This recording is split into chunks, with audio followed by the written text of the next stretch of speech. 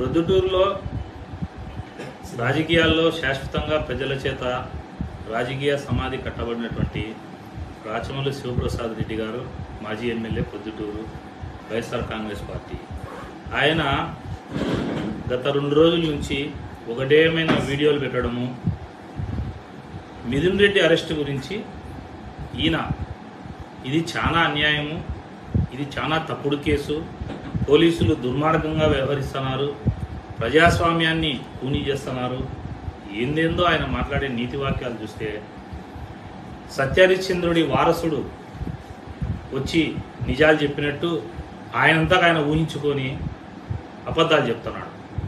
నేను రాచమల్లి శివప్రసాద్ రెడ్డి గారిని సూటిగా ఒక క్వశ్చన్ అడుగుతున్నాను. నా ఇంటి మీదికి మనుషులు పంపించినావు, నీ కౌన్సిలర్లని, రౌడీ షీటర్లని, డబ్బులు ఇచ్చి మా ఇళ్ళ మీదకి మనుషుల్ని పంపించి మా ఇంటిపై దాడి చేసినాం. నీ దాడిని మేము ప్రతిఘటించినాం, తిప్పికొట్టినాం.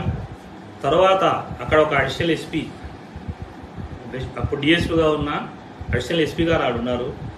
నువ్వు వేయించుకునే నీ చెంచాలు ఇబ్రహీము, పోలీసులు సిఐలు ఉన్నారు, ఎస్ఐలు ఉన్నారు, అంతమంది కానిస్టేబుల్ ఉన్నారు. నా మీద 307 కేసు పెట్టించి జైలుకు నన్ను పంపించేంత వరకు రాత్రి అంతా నిద్రపోకుండా ఇబ్రహీం ఫోన్ల మీద ఫోన్లు చేసి నన్ను అరెస్ట్ చేసేంత వరకు నిద్రపోలేదే నువ్వా ప్రజాస్వామ్యం గురించి మాట్లాడుతున్నావు?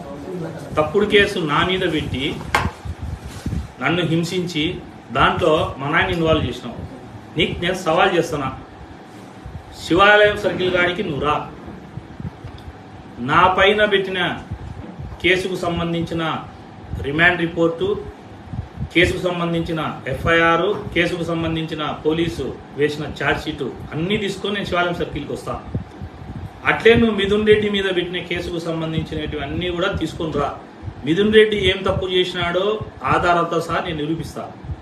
నువ్వు ఒక్కటే ఆధారం, నువ్వేమని పెట్టించినావు? నేను మారణాయుధాలతో దాడి చేసింటే హత్యాయత్నం చేయబోయినని నా మీద కేసు పెట్టినావు. ఆ రోజు మీడియా మిత్రులు అందరూ ఉన్నారు, విజువల్స్ అన్నీ ఉన్నాయి.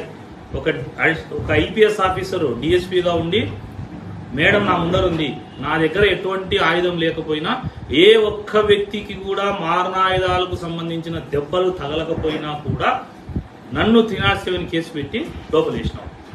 ఈ రోజు నువ్వు నీతులు మాట్లాడుతున్నావు. మిథున్ రెడ్డిని అరెస్ట్ చేయడం అక్రమమా సక్రమమా గురించి చర్చ జరుపుదాం. నన్ను అరెస్ట్ చేయడం అక్రమమా సక్రమమా? నీకు సవాల్ చేస్తున్నా. నీకు దమ్ము, ధైర్యం, నీకు చిత్తశుద్ధి అన్నీ ఉంటే నువ్వు నా పైన పెట్టిన కేసు సక్రమం అయితే నువ్వు శివాలయం కాడికి రా. నువ్వు రాలేదంటే పోలీసులను ఉపయోగించుకొని నా పైన అక్రమంగా కేసు పెట్టినట్టే. ఇంకొకటి చెప్తాడా, రాష్ట్రంలో ఎన్నో రాజకీయ పార్టీలు ఉన్నాయి, ఎందరో ముఖ్యమంత్రులుగా పనిచేసినారు. వ్యవస్థ ఏర్పడినప్పటి నుంచి, స్వతంత్రం వచ్చేప్పటి నుంచి ఎందరో ఎమ్మెల్యేలు, ప్రజాప్రతినిధులు, రాజకీయ నాయకులు ఉన్నారు.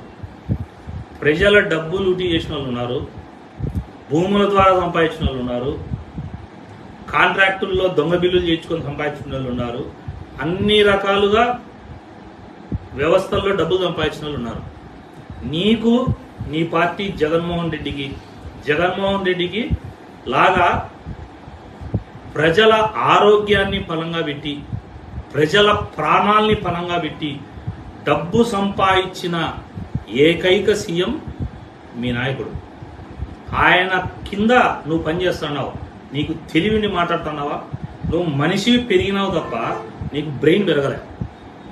2 లక్షల మంది ప్రజలు తాగి మీ జగన్మోహన్ రెడ్డి తెచ్చిన బూమ్ బీర్లు, నానాక చెత్త మద్యము, నాసిరక మద్యంతో తాగి 2 లక్షల మంది రాష్ట్రంలో చనిపోయినారు. అంటే ధనం కోసం రకరకాల మోసాలు చేసిన రాజకీయ నాయకులు ఉన్నారు.